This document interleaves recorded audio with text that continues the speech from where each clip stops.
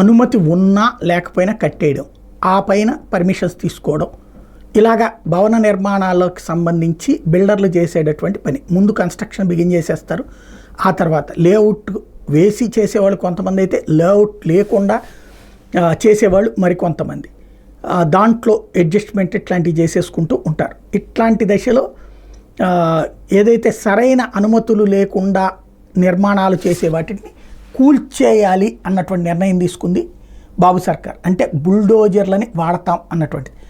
ఇది స్వయంగా మంత్రి నారాయణ నెల్లూరులో ప్రకటించారు.